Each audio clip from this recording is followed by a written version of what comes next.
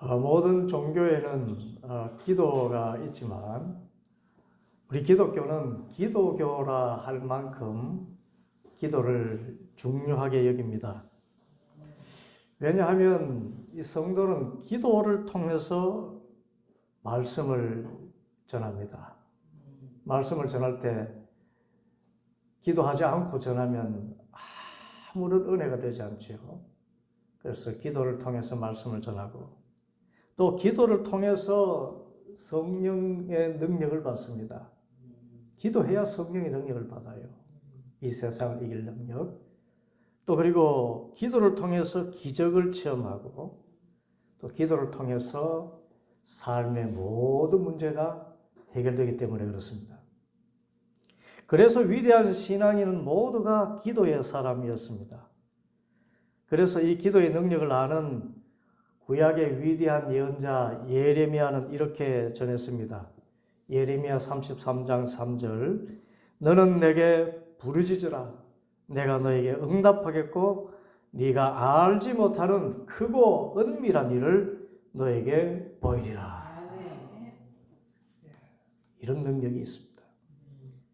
그러면 우리가 어떻게 능력 있는 기도의 사람이 될 수 있을까요?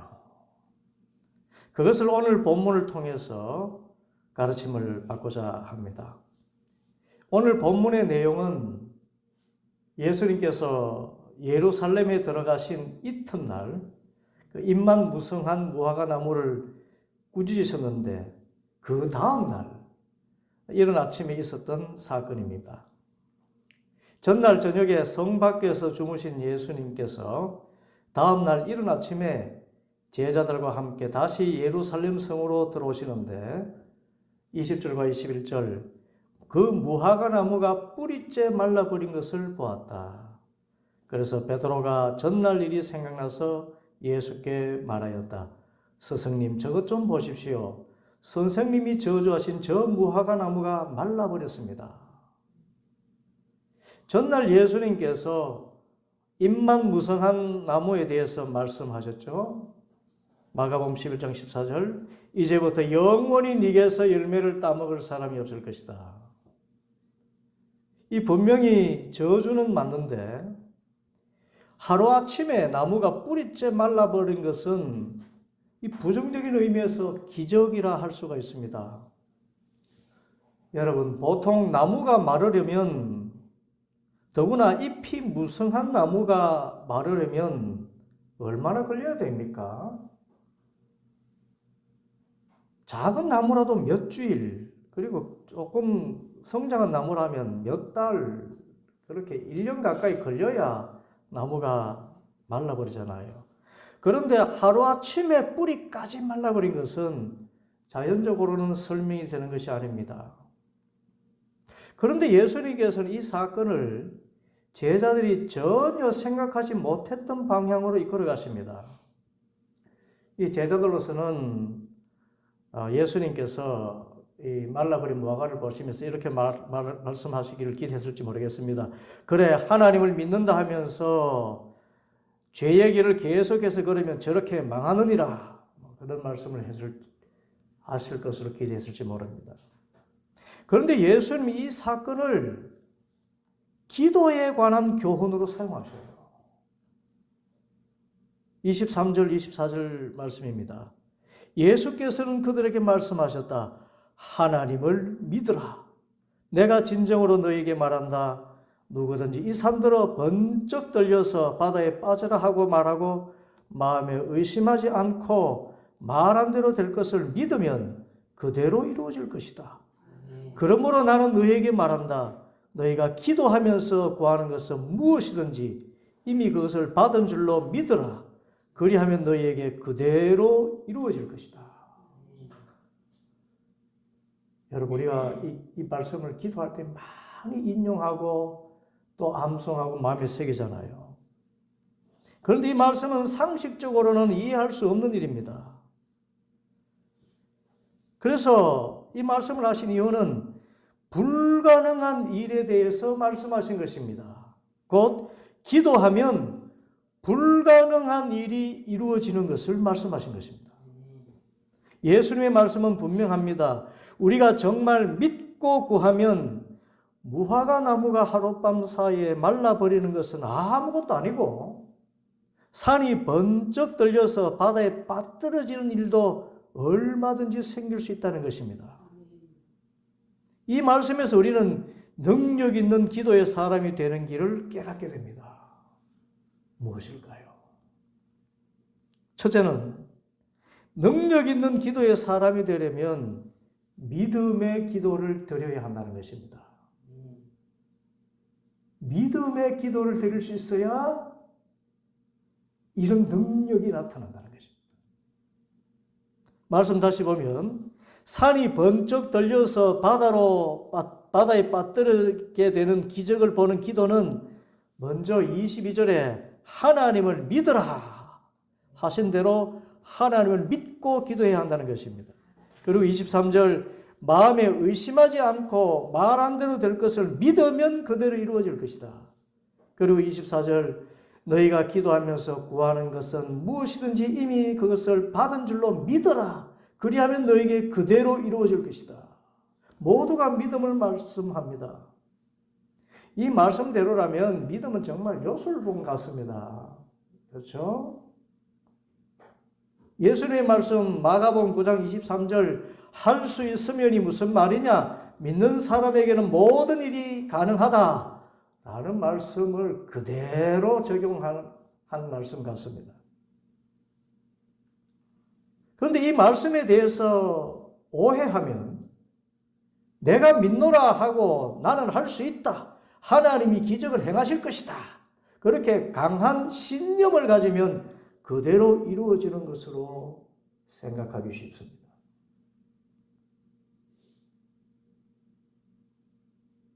하나님께서 이 일을 이루실 줄 믿습니다. 아주 이렇게 자기 신념으로. 그런데 우리가 많이 경험하지만 이런 신념의 기도가 이루어지는 경우는 거의 없습니다. 그래서 시험에 빠지지요. 하나님께 기도하면 내 소원 들어주신다고 했는데 왜 안 돼요? 저 믿고 기도했는데 왜 안 됩니까?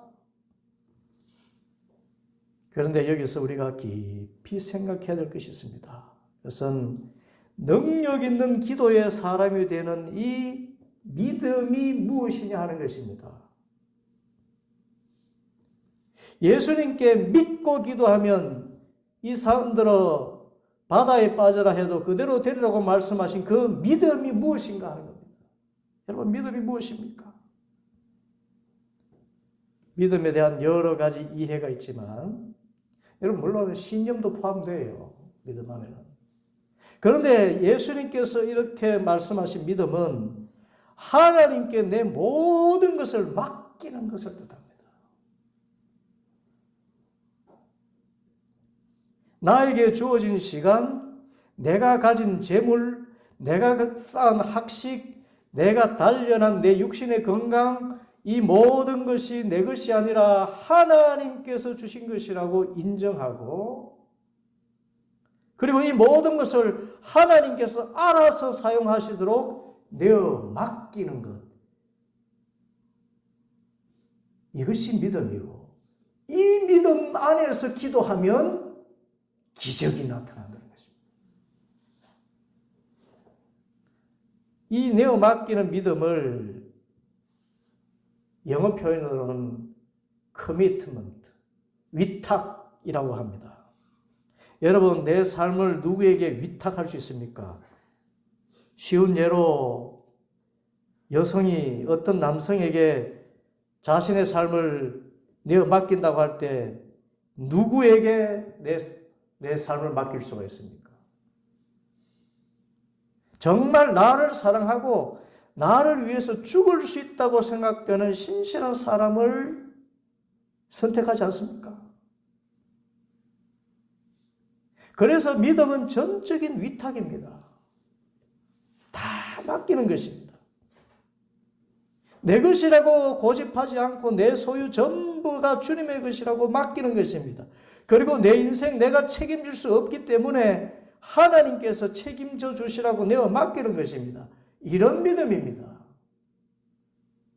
이런 믿음을 가지고 기도해야 하나님께서 잎이 무성한 무화과나무가 하루아침에 말라 죽는 정도가 아니라 저기 수천 년 굳건히 서 있는 설악산을 향해서 너 설악산 앞 당장 번쩍 들려서 저 동해 바다에 빠지거라 기도하면 진짜 설악산이 바다에 빠지는 기적이 나타날 수도 있다는 것입니다.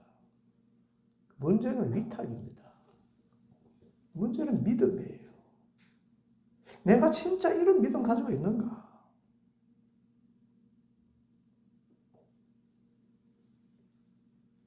정말 하나님께 내 삶의 전부를 주님께 맡기고 나의 어떤 자산들 전부 다 주님 나라 위해서 사용하겠습니다. 완전히 헌신하는 그런 사람의 기도에는 능력이 나타나요.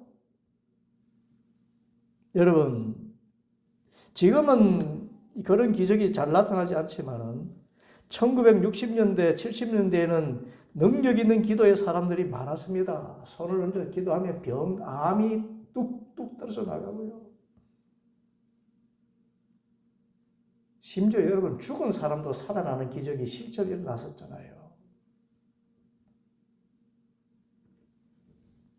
그 가운데 순복음 교회를 섬기던 고 조영기 목사님의 기도는 참으로 우리에게 가르쳐주는 바가 큽니다. 조 목사님은 1964년 이 서대문의 흙바닥 위에 천막교회를 개척한 이후에 모든 목회가 기적의 연속이었습니다. 중풍병을 고치고 안전병이 소년을 일으켜 세우는 이적이 나타났습니다. 이 기적이 소문이 나서 3명으로 시작한 교회가 3년 후에 300명이 되고 이후 80만의 성도를 자랑하는 세계에서 가장 큰 교회로 성장했습니다. 그래서 많은 사람들이 조영기 목사님처럼 저렇게 기도 열심히 하고 기적만 나타날 수 있으면 나의 교회도 부흥하겠구나.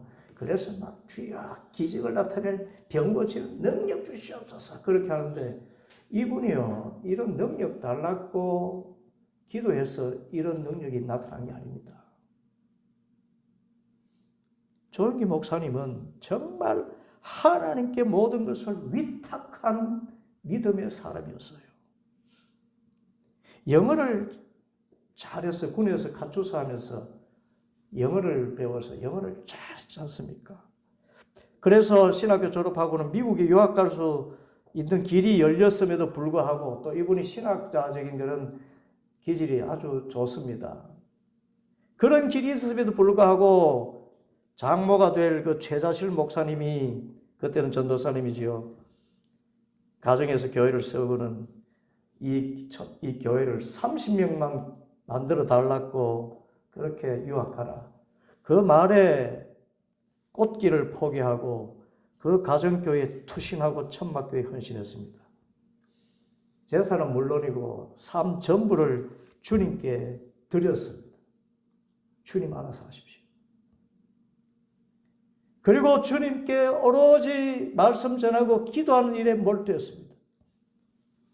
이렇게 하나님의 나라를 확장시키는 일을 최선의 목표로 삼고 자신의 모든 것을 하나님께 위탁하고 기도하니까 기적이 막 나타나는 거예요.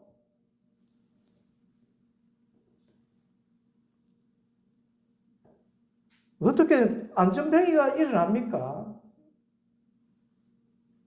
이후에 병 고치는 사역은 조영기 목사님의 트레이드 마크가 되었습니다. 매주일마다 치유 역사가 나타나고 그랬어요. 그러니까 교회는 더 부흥하게 되고. 그런데 그 근본이 기도 많이 해서 능력만 받은 것이 아니고요. 기도하기 전에 이미 모든 것을 주님을 믿고 주님께 다 드리고 다 맡긴 위탁의 기도가 있었습니다. 여러분 사도 바울과 초대교회의 그 사도들에게 왜 그런 많은 기적적인 능력이 나타납니까? 그분들이 모든 것을 헌신하기 때문에 그래요. 진짜 하나님을 믿어라. 그래서 내 삶은 하나님께서 책임지신다. 내 사역도 주님께서 책임지신다. 그래서 내가 뭐 하려 하는 것이 아니라, 그리고 내가 가진 자산이며 내가 가진 물질이며 내 건강까지도 전부 다 주님의 것이니 주님 처분대로 하시옵소서. 납작 엎드려서 사제들이 서품 받을 때 납작 엎드리잖아요. 위탁한다고.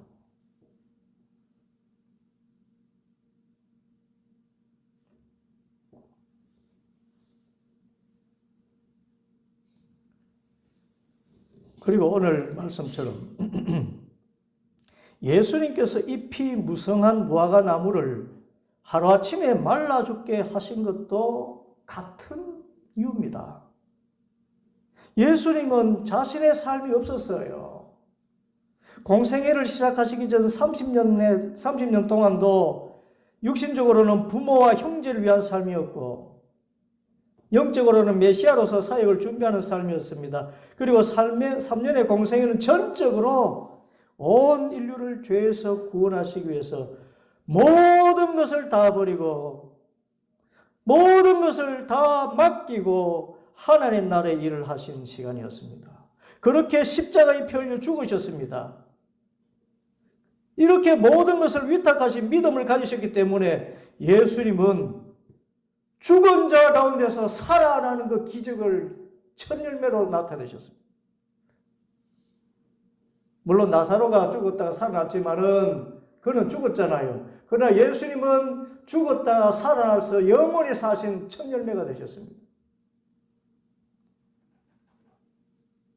그리고 세상의 모든 무릎이 예수님을 주님이라 고백하며 굴복하는 만왕의 왕이 되는 그런 기적 가운데 기적을 나타내셨습니다. 그러므로 지금 우리도 정말 내 기도를 통해서 능력이 나타나기를 바란다면 내 삶의 모든 것을 하나님께 맡겨야 됩니다. 맡기면 또 돼요. 문제는 그런 믿음이 우리에게는 부족합니다. 내 삶을 위해서 무엇을 먹을까, 무엇을 마실까, 무엇을 입을까 염려하고 다음 달에 어떻게 살아갈까, 내년에 어떻게 되어 있을까, 내가 나이 은퇴하고 나면 어떻게 살아갈까. 그래서 내 삶을 주님께 맡기는 것이 아니라 내가 부여잡지 않습니까? 그래서 어떻게 하든지 저축하려고 애쓰고, 저축하는 게 잘못이라는 말이 아닙니다. 이런 100% 믿음이 없어요. 그런데 예수님의 믿음은 100%입니다. 하나님께 전적으로 모든 것을 맡기고 주님 알아서 저를 사용하시옵소서. 다 내가 맡겼기 때문에 주님께는 무화과 나무가 하루아침에 말라 죽는 그런 부정적인 의미지만 기적이 나타나고 죽은 자도 살리는 기적이 나타나고 우리 모두가 정말 내 삶의 모든 것을 하나님께 전적으로 맡기는 위탁의 믿음을 가져서 우리의 기도에도 능력이 나타날 수 있는 그런 삶을 살 수 있게 되기를 축복합니다. 둘째로, 능력 있는 기도의 사람이 되려면 정말 하나님과 사람과의 관계가 열려 있어야 됩니다.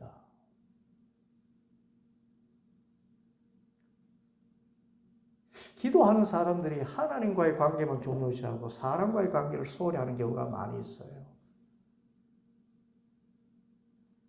그러면 결코 능력 있는 기도자가 될 수가 없습니다. 예수님 말씀입니다. 25절. 너희가 서서 기도할 때 어떤 사람과 서로 등진 일이 있으면 용서하여라. 그래야 하늘에 계신 너희 아버지께서도 너희의 잘못을 용서해 주실 것이다. 26절. 만일 너희가 용서해 주지 않으면 하늘에 계신 너희 아버지께서도 너희의 잘못을 용서해 주지 않으실 것이다. 그 기도에 대해서, 능력 있는 기도에 대해서 말씀하시면서 용서를 말씀했습니다. 왜 용서를 말씀하셨습니까? 그것은 하나님과 바른 관계뿐만 아니라 사람과 원만한 관계를 통해서만 하나님의 능력이 나타난다는 것을 말씀하시는 것입니다. 여러분, 먼저 하나님과의 관계를 보면 우리가 기도할 수 있는 것은 우리에게 무슨 자격이 있어서가 아니라 하나님께서 예수님의 십자가의 피로 나의 죄를 용서하시고 하나님의 자녀 삼아주셨기 때문입니다. 기도는 하나님과의 깊은 사귐인데 이 아름다운 관계를 이루기 위해서 우리가 한 것은 없고 오로지 하나님의 무조건적인 용서가 있었던 것이에요. 주님의 그 용서가 나를 하나님의 자녀가 되는 기적을 낳았잖아요.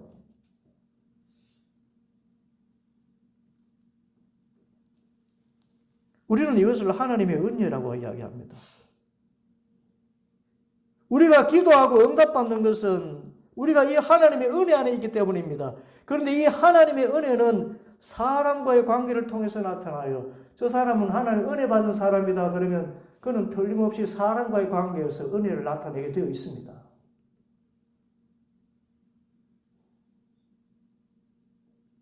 만일 내가 하나님을 믿노라 하면서 남을 용서하지 않는다면 하나님의 용서를 모르는 사람이잖아요. 그러니까 하나님의 은혜를 알지 못하는 사람이라고 할 수가 있습니다. 마치 1만 달란트 빚을 진 사람, 수조원, 수경에 해당되는 그런 어마어마한 빚이 하루아침을 탕감받은 사람이 길에서 1박 데나리온 빚진 자기에게 빚진 사람을 만나서는 안 갚는다고 그 사람이 멱살을 잡고 감옥에 가둬버리는 그런 사람과 같이 우리가 다른 사람을 용서하지 않고 기도한다는 것은 하나님의 은혜를 배반한 사람이 되고 마는 것입니다. 그래서 하나님을 배반했는데 어떻게 하나님의 능력이 그를 통해서 나타납니까? 그래서 하나님의 능력을 받으려면 하나님의 은혜 안에서 세상 모든 사람과 바른 관계, 사랑의 관계에 있어야 됩니다. 이 원리를 예수님은 베드로에게 일찍이 말씀하셨습니다. 마태복음 16장에 보면 가이사랴 빌립보에서 베드로가 예수님이 누구신지에 대해서 위대한 고백을 하지요. 어떤 고백이었나요?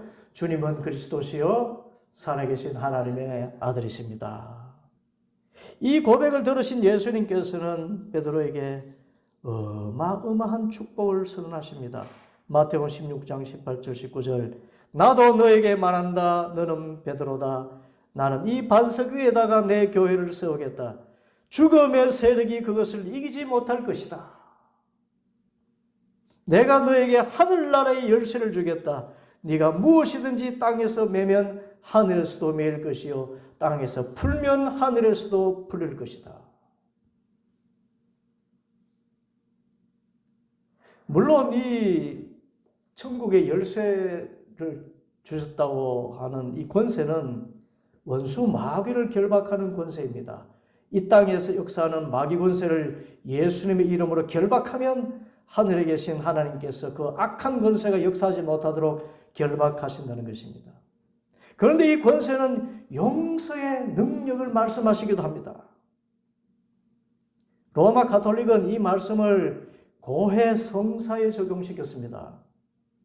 신자가 죄를 고백하면 사제가 그 죄에 상응하는 회개의 열매를 맺게 함으로 그 신자의 죄를 용서해 주는 권세를 사제가 가졌다는 의미인데 기도에 대해서는 우리 모두가 가지고 있는 권세이기도 합니다.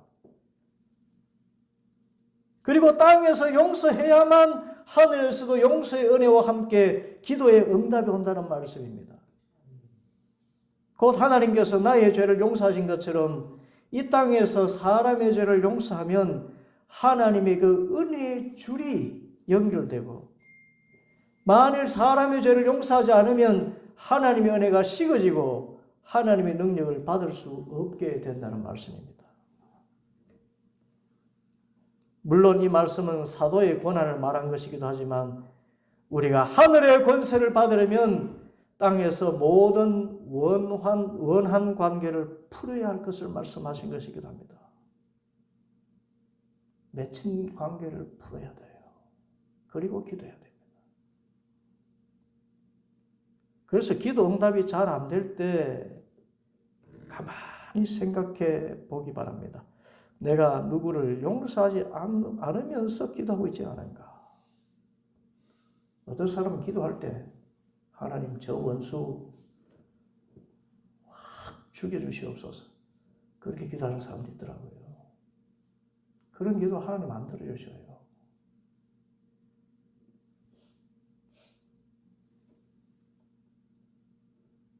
잘 알겠지만 용서는 나를 위해서 하는 것입니다. 내가 누구를 미워하고 용서하지 않는 동안에는 우리가 그 사람의 지배를 받는 것입니다. 얼마나 손해입니까?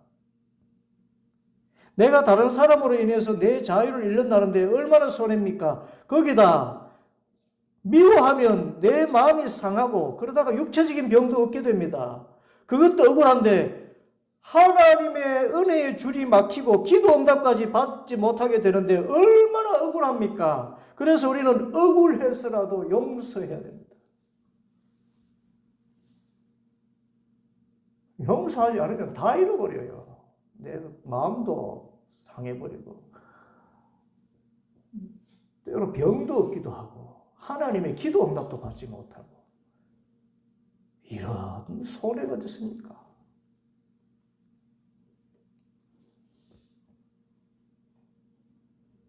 그래서 우리는 무엇보다 하나님의 크신 능력을 체험하는 기도의 사람이 되기 위해서는 이 세상 어떤 누구와도 원수 맺어서는 안 됩니다.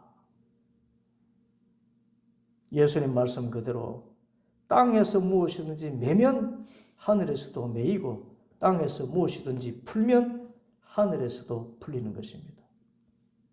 내가 용서해야 될 사람이 주위에 있는 사람일 수도 있고 가족일 수도 있고 부모일 수도 있고 자식일 수도 있습니다. 어쩌면 내 편에서 일방적으로 원수 맺은 사람이기도 하고 어떤 경우에는 하나님을 용서하지 못하는 경우도 있습니다. 말이 안 되는 것 같지만 영성적으로 하나님과 바른 관계를 맺으려면 하나님도 용서할 수 있어야 돼요. 표현이 그럴 뿐 실제적입니다. 하나님께 섭섭한 거 있잖아요. 하나님 왜 내 기도 들으시지 않습니까? 그런 거 주님 왜 그러셨습니까? 그렇지만 주님 저는 여전히 사랑합니다. 그러면서 주님을 용서하셔야 돼요. 이것은 표현이 그렇다는 것입니다. 내가 다른 사람이 겪지 못하는 아픔과 고통 겪게 된 것이 만약 하나님 때문이라고 생각하면 대단히 하나님께 죄송한 표현이지만 하나님을 용서해야 됩니다. 하나님 때문이야 라고 생각하는 모든 것들을 다 떨쳐버려야 됩니다. 그래야 기도의 문이 열리고 하늘 문이 열리고 땅의 길도 열려지고 그렇게 해서 기도하면 기적이 나타납니다. 하나님께서는 우리에게 하나님의 자녀의 특권을 주셨습니다. 그 특권 가운데 하나는 우리가 하나님께서 피 흘려 죽으시기까지 사랑하신 하나님의 자녀이기 때문에 우리가 이 사랑의 하나님을 믿고 기도하면 무슨 일이든지 가장 최선의 열매를 맺도록 응답해 주시고 내가 상상하지 못했던 놀라운 기적적인 일이 일어난다는 것입니다. 오늘 말씀대로 나의 모든 것을 주님의 것이라고 고백하고 나의 모든 삶을 주님께 다 맡기는 위탁의 믿음 안에서 기도할 수 있기를 바랍니다. 그리고 세상 사람 그 어느 누구도 미워하지 말고 모든 사람들과 바르고 사랑의 관계를 맺고 기도하기 바랍니다. 그래서 언제나 하나님의 은혜의 줄이 연결되어 있고 하늘의 권세의 통로가 활짝 열려 있어서 산을 명해서 바다에 빠뜨려지게 하는 기적을 행할 수 있는 능력 있는 기도의 사람들 다 되기를